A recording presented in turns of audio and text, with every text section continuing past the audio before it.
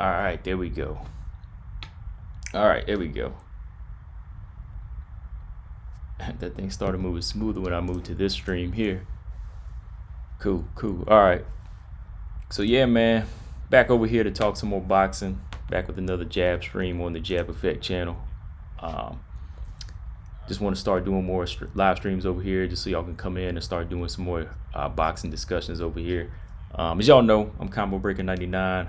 I have my other channel, Combo Breaker 99. I usually go over there and do like, WMMA live streams and some boxing talk. But, I want to come over here and, start bringing some more discussion over here as far as boxing. I want to talk some fights. I know the last time I had quite a few people come in, like 10, 14 people come in. The last time I did a stream about Canelo. So I said, let me come on over here, do a live stream. And yeah, man, just kind of talk some boxing.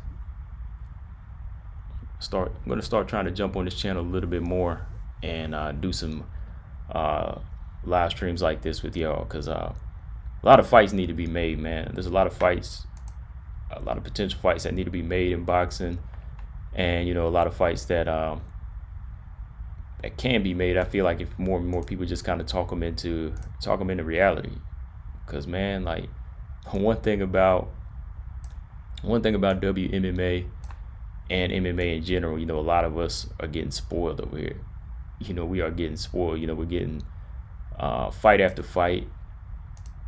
But when it comes to boxing, sometimes it's like, man, we have to wait like year after year for the most meaningful fights. With the beginning of 2021, I just want to go back and discuss some of these fights that we really need. These 3 fights that I got here on the screen, potential fights, but nothing's really finalized for any of them. And what's crazy is these fights are necessary. They need to happen, but it still seems like it's taking forever to get anything in ink on a very, it's just like on schedule. You know what I mean? Like it's really hard to get these fights at the right time. There's too much waiting, too much marinade.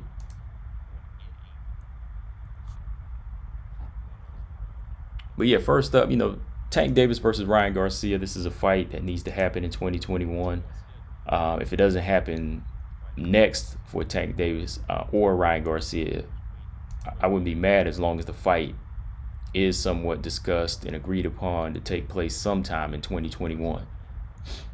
It's a must happen. Ryan Garcia kind of talked himself into that position to take this fight, so I feel like it needs to happen. The next fight, Sean Porter versus Terence Crawford, is a must happen. I feel like it's another must happen I talked about on my own channel. Next fight is Devin Haney versus Tfemo Lopez. That's a must happen. That's a fight that we really need for the game. 2 major lightweight fights here. All 4 of these fighters are undefeated. So yeah, it's time they start it's really time they start mixing it up.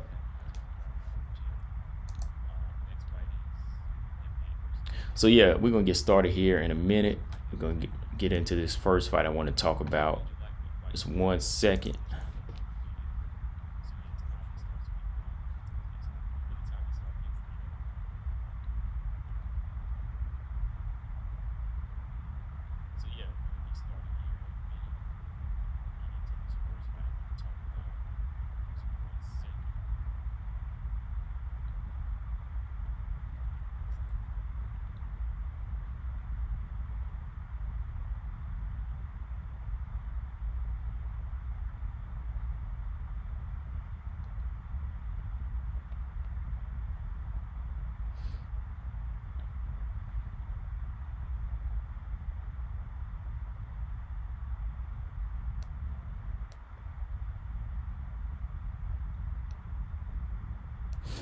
All right, so as y'all know, a few weeks ago, Ryan Garcia, he scored a 7th round stoppage over Luke Campbell.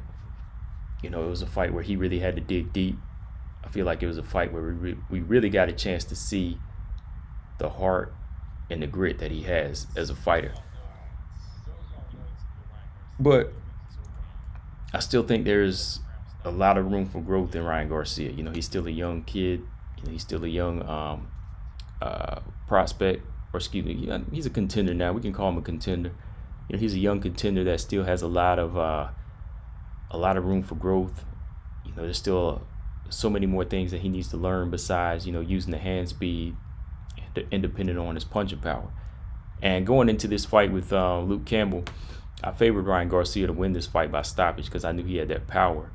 I felt like Luke Campbell, he had the boxing skill, but he didn't really have the power to get the respect from Ryan Garcia. But he definitely had the skill, and that's what it came down to.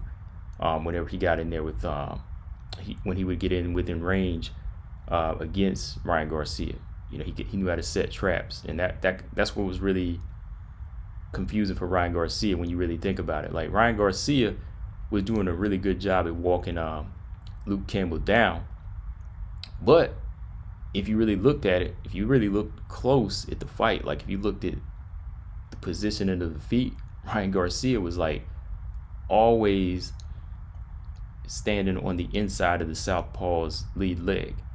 He had his inside foot, he had his lead foot on the inside of the lead foot of the south, so he was always in that punching zone.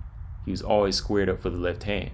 So that's what made it easy for Luke Campbell to score that left hand, because Ryan Garcia was always in that position to get hit.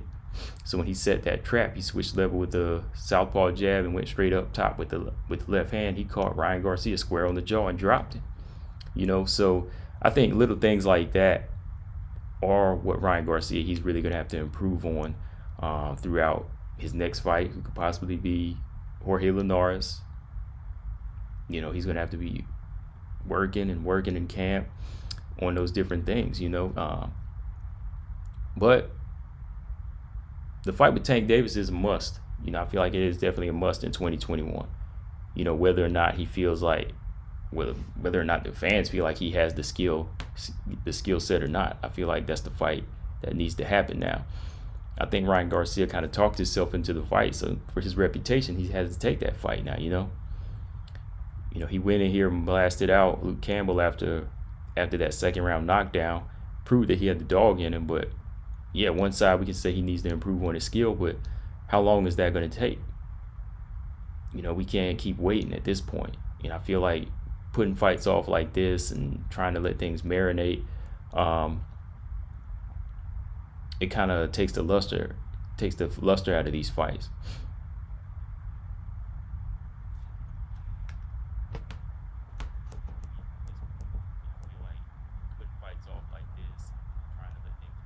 But if you look, I was just looking at this. I was looking at a clip right now of Ryan Garcia in his fight. Like, you can see that Ryan Garcia, he fights with a lot of confidence. When he's in there, he's confident, which might be a dangerous thing that he's that confident in himself. But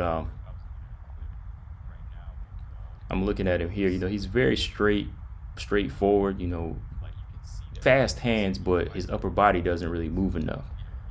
His chin is right there to be hit. He doesn't really use a lot of head movement, a lot of herky-jerky movement. He doesn't really use a lot of feints. It's always the hand speed that he's dependent on. And I think Luke Campbell, he would have had more success if he would have continued to set traps like he did in that second round. But he couldn't really throw anything to get any respect from Ryan Garcia. So Ryan Garcia just kept coming forward, walking him down, stepping into his power zone and disrespecting him, and just letting flurries go. Switching it up to the body, and then going back up top. So in that fight, Ryan Garcia, he was able to prove that he had the grit and the fighter in him, and he definitely had the heart. Because that was a hard knockdown he suffered in the second round. That was a hard knockdown. But yeah, he got back up and, went right back to talking. As soon as the fight was over, he went right back to talking. Devin Haney was in the mix. He was there. Tank Davis spoke on the fight. He showed it. He tweeted out his reaction. So with that being said, Ryan Garcia, he actually stated that he still wanted the Tank fight. He was asking for the Tank fight pre-Luke Campbell, and he still wants it. He went on Mike Tyson's podcast and spoke on it. They called Tank up, and they were like, yo, we want this fight. He wants this fight. He said he can get Tank out of there in 2. So once again, Ryan Garcia, he's talking with confidence. He's letting that confidence get way ahead of him, but the skill set, is still not, it's still lacking. It's still lacking. But right now, like I said, I love this talk. I just want guys like this to mix it up now. I think that where Ryan Garcia is right now and his confidence and his mental, it will still make for a good fight with Tank Davis. It's going to be a raw fight. Yeah, it's going to be a raw fight because Ryan Garcia is still a raw talent. There's still a lot of things that he needs to grow into.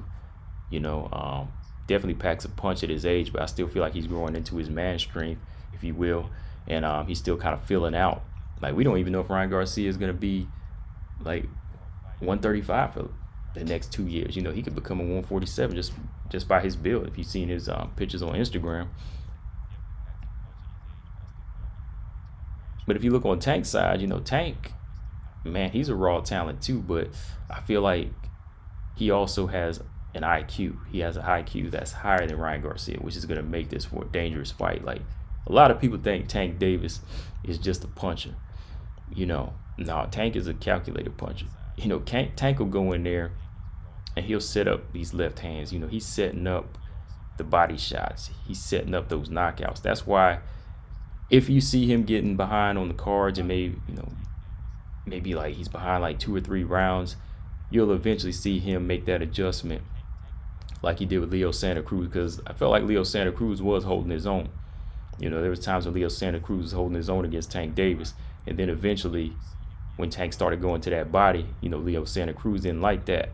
He started going to that body, and then by that 6th round when he went up to the head, Leo Santa Cruz was trying to throw a flurry off the ropes, throw that flurry, then he missed the one shot. Tank came back with a counter, left uppercut, and dropped it. So Tank has that ability to kind of give that illusion like he can get outboxed, but eventually he'll start making those adjustments, start boxing, start breaking you down, and then he'll catch you with that power shot. And that's the thing about Tank. Like, he's dangerous every single round. He can carry the power from round 1 all the way to 12. He packs that type of power. That's why he's so dangerous. And I think that Ryan Garcia, deep down from the outside looking in, I feel like Ryan Garcia kind of bit off more than he can chew. I'm just being real. Like, he should really take one fight at a time. But since he asked for this fight, there's so many fans now that want this fight, and I'm one of them. I want this fight now because I want to see what Ryan Garcia can do. I want to see if he can let his speed, athleticism, and his punching power overpower Tank. I want to see if he can do that. But again, man, Tank just has so many tools that's going to kind of counter that. And again, just going by looking at Luke Campbell's his performance against Luke Campbell, I was like, okay, you step inside the lead foot of Tank Davis like that, Tank's left hand spells good night. Ryan Garcia keeps saying he'll knock Tank out in 2, but I put my money on Ryan Garcia knocking out Ryan Garcia in 2. Some dogs out here barking. Damn, dogs barking loud out here. Neighbor's dog's making too much noise. But yeah, man, I would put my money on Tank Davis knocking out Ryan Garcia in 2 before I would Ryan knocking out Tank in 2. I don't see that happening. Tank is a little bit more fluid, a little bit smarter with the head movement. He's not going to stand in front of Ryan Garcia. He knows that the speed and the power is what Ryan relies on. But yeah, if this fight can happen, man, if this fight can happen in 2021, I'm cool with that. I know that Ryan's team, they're probably trying to convince Ryan Garcia to wait. They probably want the fight in 2021, but they don't want it to be his next fight. So if they hold off and they fight Jorge Linares next, that's cool. But they got to make this fight happen. Let him get one more fight in. Let him get one more fight in just to kind of, work on some things. But I don't know if a Jorge Linares fight is really going to prepare you for what's to come from a Tank Davis at this point. You know, if they just want to rack up another name, another veteran, that's cool. But you know, Jorge Linares, he's not a southpaw either, so I don't see how that's a fight that's really going to prepare him for Tank Davis again. You know, what fight really would prepare Ryan Garcia for Tank at this point? If anything, you know, I know there's talks of Devin Haney facing Javier Fortuna. Fortuna's a southpaw. You know, Fortuna versus Ryan Garcia would have been a good fight. And, you know, he's going to put up a hell of a fight. Like, Fortuna, he's a very, very slick guy in there. He can be rugged. He can be rough. He can make his style look ugly. You know, he's one of those guys that'll go in there, box from the outside, and kind of clinch at times and frustrate you. You know, Javier Fortuna is that type of fighter. So I think Javier Fortuna, like, what, 35? I think he's like 35 and 2 or 36 and 2. He definitely has the record and the skill set to make it a interesting fight against Ryan Garcia. And that's what he would need. Ryan Garcia would need to box another southpaw, a tricky southpaw that's going to make him have to fight a southpaw the correct way.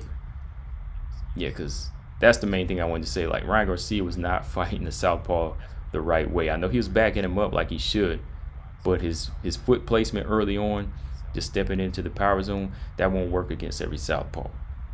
You know, that's not going to work against every southpaw. You want to make sure that foot is on the outside and you can line up your straight right hand down the middle. Because there was a couple times he was forcing it, and Luke Campbell would come back with a good left hand over the top, or he would pop him with like a check right hook. He was popping Ryan Garcia a couple times, you know. So yeah, I think Javier Fortuna would actually be a good fight in between before the Tank fight.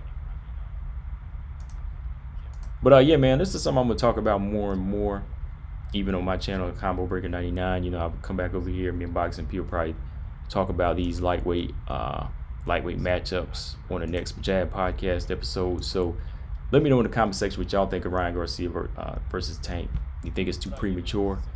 My final thoughts on it: I feel like it's a good fight now, and if they were to meet up again in the future, it's possible. You know, I just get really sick of a lot of these young fighters feeling like a loss is the end of the world in boxing. You know, they have to understand that an L doesn't necessarily mean a loss. The L could stand for a learning experience, you know.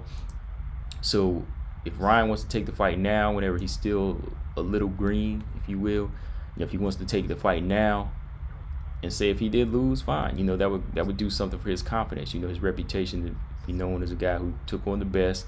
Then he'll know what he needs to work on, and then him and Tank will meet somewhere down the road again. You know, back in the day, they used to fight 2, 3, 4, 5 times all the time. You know, the UFC guys meet up 2 or 3 times as well. So, I mean, look, MMA guys have losses all the time, but a loss doesn't take away from the action. It doesn't take away from the fighter in the MMA world. Everybody still respects their favorite fighter there.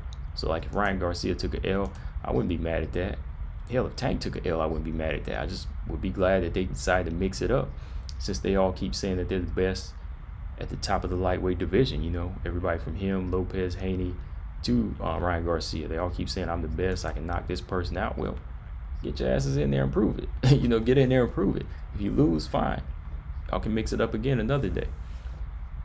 So yeah, if the fight happens 2021, I'm ready. I'm ready for it to happen, man. Skill wise, like I said, I can't say Ryan is fully ready there technically, you know, in the technical manner, but he feels he's ready.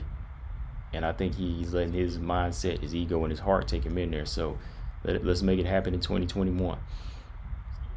Next lightweight fight I'm going to jump to real quick is Devin Haney versus Tfemo Lopez. This is another must happen. As y'all know, Tfemo Lopez's last fight out was against former unified champion Lomachenko, who he beat in a unanimous decision. I had it 7-5. I felt like Lopez just was too big, too strong, and too alert for Lomachenko in the early rounds. You know, that early half, Lomachenko really couldn't get into a rhythm.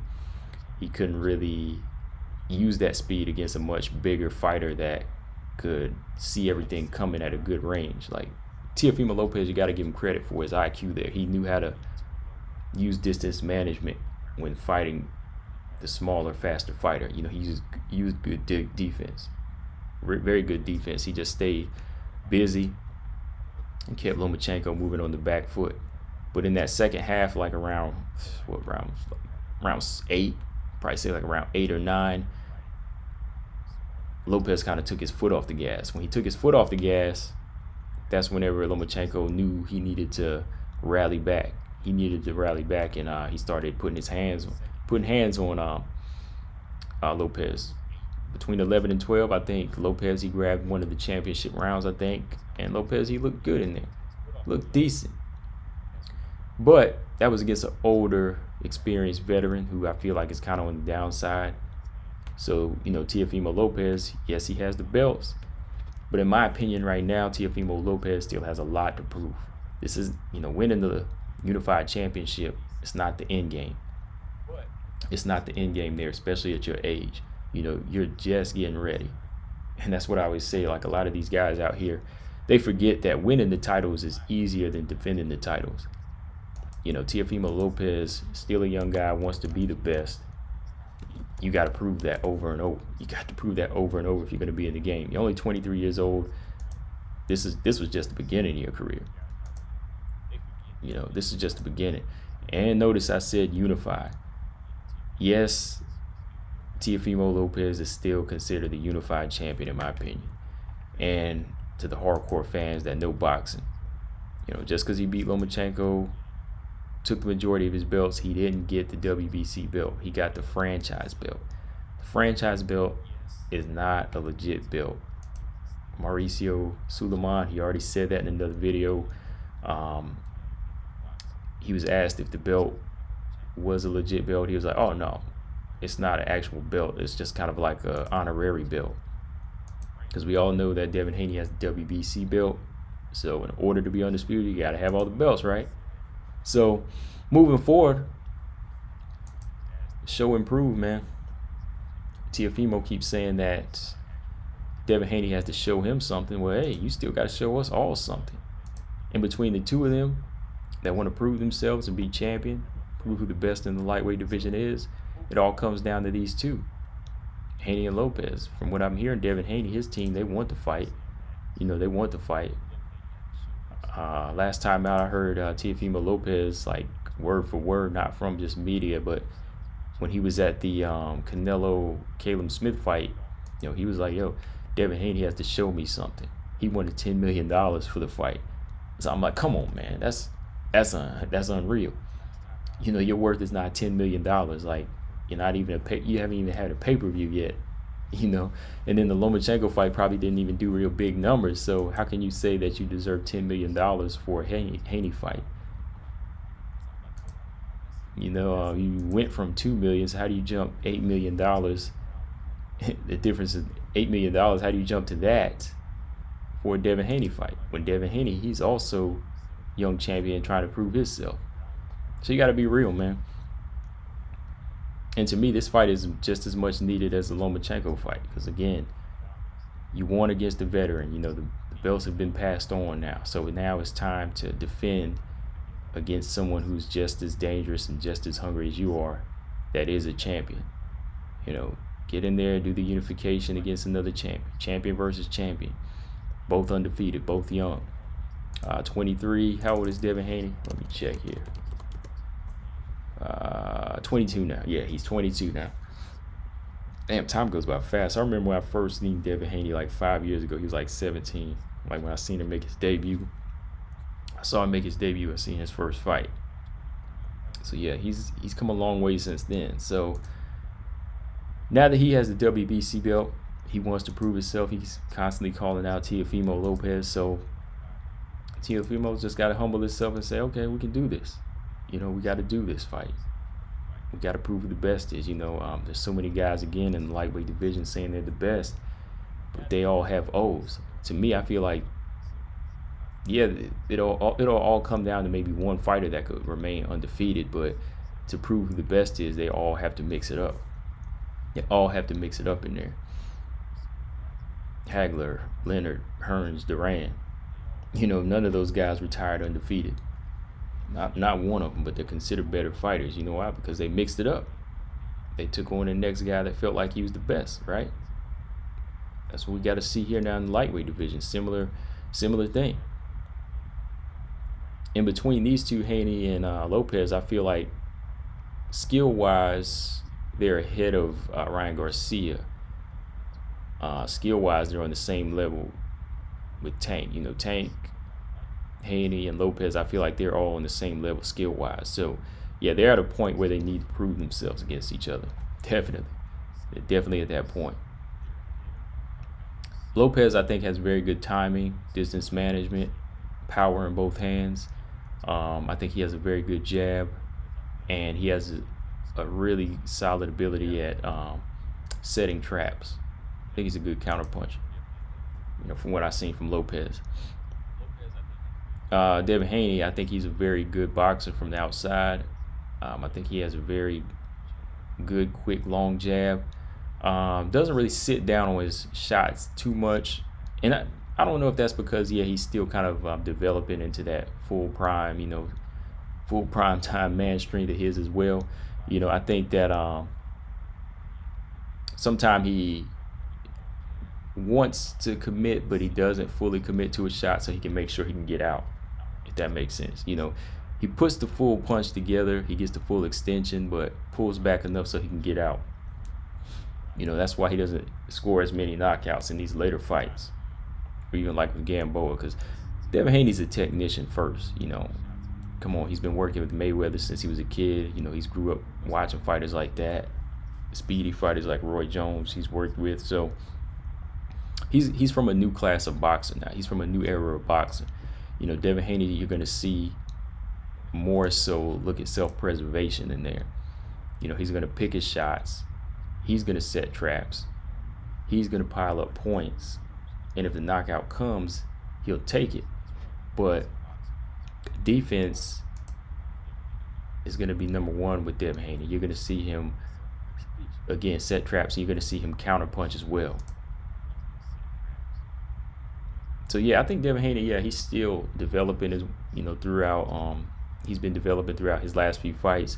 And I think, he could be a harder puncher the older he gets. He could be more of a finisher the older he gets. Right now, he's kind of working in reverse, where he's picking his shots more so, pot shotting, and just using his height and reach to his advantage in the lightweight division right now. Because let me see, the last stoppage he scored was just last year in September 13th against Abduliev. Before that was Antonio Moran. And Gamboa, like I said, a lot of people are giving him hate about the Gamboa fight. I know what we say about Gamboa. He's done. Everybody's saying he's shop worn, but Gamboa is a veteran, man. Like, he knew how to hold and frustrate Devin Haney. He knew how to hold in there and buy it some time. And Devin Haney wasn't going to knock him out like that, because again, Devin Haney's not Tank. They're two different fighters. Haney's the technician first. Tank Davis is the gritty guy with the power in both hands, where he can knock you out in any round. You see, even Tank didn't knock him out till 12, so why would you expect Devin Haney to knock him out? So when you match up Devin Haney and Tfemo Lopez, you're gonna have a good, skilled, I think, very, very tense chess match between these two. I don't see both guys just going at each other's heads. Both guys are going to be trying to set traps. Devin Haney's 5'8" with a 71-inch reach. And let's see, Tfemo also 5'8". And what is his reach? Let me see. Tfemo's reach is 68.5. So they're very similar in height and reach. But you can see here, man, Devin Haney is ripped. Whenever he goes in there, when he goes into the gym and into a training camp, he's putting in work. He comes in ripped. He's making sure he's a durable fighter. You know, the body's ripped. He's always doing the right work for his legs. Strength and conditioning is on point. Same with Tfemo. Tfemo is a guy who has natural power, and he's really putting together. He's really putting together a good string of wins to prove how he is that knockout artist. So yeah, it's gonna be a good, I think, boxer versus puncher / boxer. You know, Devin Haney's more so the technician, where Tfemo is that power boxer. You know, box with power in both hands. So we need this fight.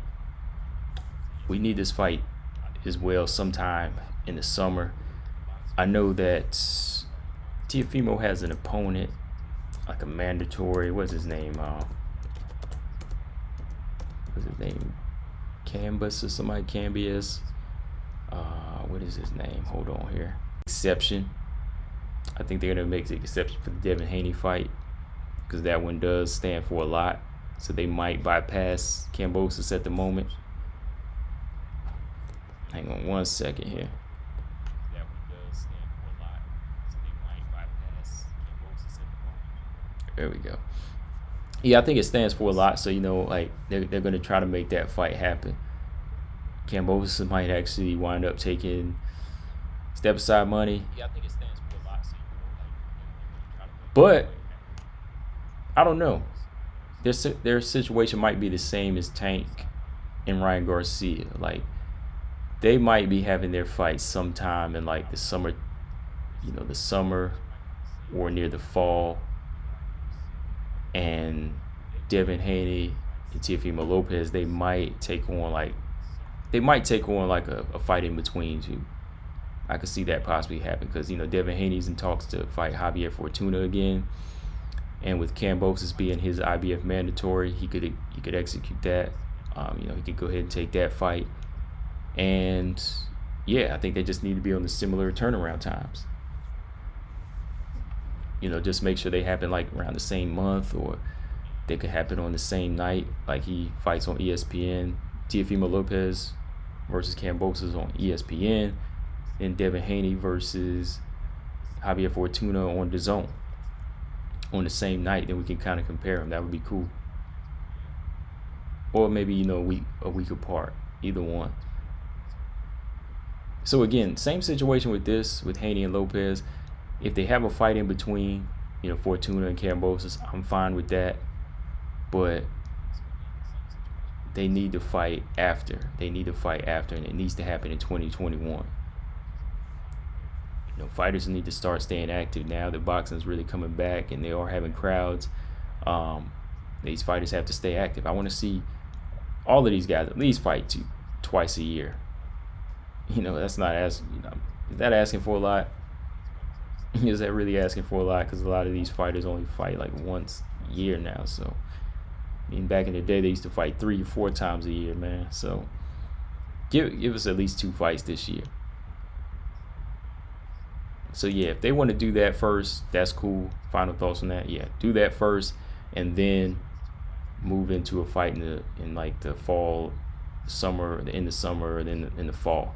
We get Haney Lopez around the same time we would get Tank and Garcia. And then that would be like a mini tournament, you know. The winners face each other. So yeah, let me know in the comment section what y'all think of that situation. I actually like that though. That's like an unofficial lightweight tournament. But yeah, last fight real quick. I'm gonna talk Terence Crawford versus Shawn Porter. Gave you my thoughts on the video and my other channel, Combo Breaker 99. Make sure y'all subscribe there. You know, Terence Crawford still in need of an opponent. You know, still in need of a good opponent to, like I always say, kind of break into the PBC side, the PBC ice. I know somebody brought up the other day on my channel. They said, well, Terence Crawford fought PBC fighters before. But what they don't understand is, like, he fought John Molina, Felix Diaz. Yeah, they're PBC fighters, but they're not like exclusive fighters. Like, those type of fighters in their contracts, the majority of the times from what I'm told, is like somebody like Felix Diaz, they're a little bit more flexible. They can fight other fighters from other promotions because they don't make as much. Similar to like Bellator fighters. Bellator fighters can fight in other organizations if they're on the lower pay grade. When fighters on the lower pay grade, they can fight in other organizations because they're not exclusive and they're not getting paid the big money. Like UFC fighters, their contracts are more restricted because they're usually dealt out like the 3, 4, 5 fight deal, and their pay is bigger. The pay grade will go up each time, from what I understand. But as far as him facing PBC fighters, okay, Terence Crawford has, but has he fought a top 10 or a top ranked PBC fighter? Not yet. So with Sean Porter being the number 1 ranked fighter for the WBO, why not make it happen, right? That fight's good to go to me. So Bob Arum and them, they need to just really negotiate this fight, give him a respectable amount of money, and Sean Porter, and they could do like a cross promotion fight with this one. Because Sean Porter put himself in this position, to be ranked number 1 by the WBO, so he wants to fight. I know Terence Crawford is a competitive guy, so I know he would want to fight too. So it just comes down to Bob Arum trying to solidify a contract between these two and a fight date and the location. Because we asked either one of these guys, they're down to fight now. So with that being said, when you look at this fight and match it up, it really spells a good test for Terence Crawford. It's a good test for Terence, another good chance at glory for Sean Porter. And I would say, I almost say it would be a 50-50 fight, but I think it's more 60-40 in Terence Crawford's position. Terence Crawford's always been able to prove himself and adapt to whatever the situation is, even though he hasn't fought like a top 10 welterweight yet. He definitely has that skill set where you haven't really seen it in fighters before. And I said that in the past. Terence Crawford has a gift. Terence Crawford is not only a smart fighter, he has a gift too. Something that a lot of fighters don't have. He knows how to download the information, like they were trying to say about Lomachenko. But Terence Crawford, he knows how to download information. You'll see him win and lose some rounds in between. Then eventually he'll just settle in and say, I know what this guy is. I know how to beat him. I can just shut him down by taking this away, and boom, that's it. But I think with a guy like Sean Porter, he would have that ability too, but Sean Porter's going to bring that high gear. He's going to come in there in 5th gear in the first round, push Terence Crawford. He's going to make him have to study him early and try to figure him out. And the thing about Sean Porter is, Sean Porter, he can pressure you or he can box. One fight he'll want to pressure you. The next fight he'll want to box you. So you never know what he's going to bring to the table. Sometimes style might not necessarily work for him, but if he picks the right opponent, it will. Like when he fought Ugas with the boxing style, Ugas was able to pressure, counter, and land the Sean's body a lot in that fight. When he chose the box against Errol a little bit, it was kind of tricky because he was faster than Errol. And Errol was actually winning the dog fights. When Errol would go in there and dog Sean, when Sean would meet him in the middle, I felt like Sean was actually losing the dog fight against Errol. It was when he was boxing, he had the most success. So Sean is pretty unpredictable. And I think the older he gets, he's kind of getting more comfortable in switching it up, and he's getting more confident. Sean's a guy that has no fear. He likes to fight everybody. He has fought everybody. Hall of Fame resume. So I think if he goes in there with Terence Crawford, he's going to go in there with the utmost confidence, utmost respect for Terence Crawford. But at the same time, he's gonna go for it. I think he's gonna fight harder than he's ever fought before because he knows that this could be his last go round as far as a title shot. It could be, could not be, but he's already lost to Thurman, Brooke, and Spence. So going against another champion like Terence Crawford, it could be his last go, right? But just early on, I think it's going to be a good fight. We just really needed to have it made ASAP. We know that the Spence Crawford fight's not happening this year because Spence is probably going to come back in the summer. It looks like Ugas may be elevated to WBA champion since Manny Pacquiao is going to vacate the belt possibly if he chooses to fight Conor McGregor. So Spencer's going to be tied up with Ugas possibly, and Terence Crawford, he won't be released from Top Rank until October 2021. So a Spence Crawford fight is what we want, but I can't really say it's gonna happen. I'm trying to be realistic here. So yeah, man, Terence Crawford versus Sean Porter, let's just make it happen at this point. Al and Bob just need to come to terms and say, let's break this door down, cross promote this fight to lead to the bigger fight. They used to do that all the time before. Lennox Lewis, Mike Tyson, Anthony Joshua, Klitschko. It can be done. Fury versus Wilder 2 times. Come on. Let's make it happen. But yeah, man, that's all I got on this, guys. Like I said, I just want to come over here and do a live stream on this channel, do a jab stream. I want some more boxing fans to come over here and start, discussing fights over here with us. So I'm going to start doing more live streams over here with boxing. But if y'all would like to hear more about MMA, you can subscribe to me at Combo Breaker 99. And make sure you subscribe here, as y'all can see at the bottom, the Jab Podcast. Information is right there. Jab Podcast, and you just subscribe there. iTunes, Spotify, Google Play, Stitcher, and SoundCloud. So yeah, very good show. I feel like we do a different type of podcast than everybody else, me and my partner Boxing P. So yeah, definitely check it out. We're like 141 episodes deep, and we're gonna be coming out with another show pretty soon. So yeah, man, that's all I got on this, guys. Let me know in the comment section what y'all think. Combo Breaker 99, Jab Stream, Jab Effect. I'm out. Peace.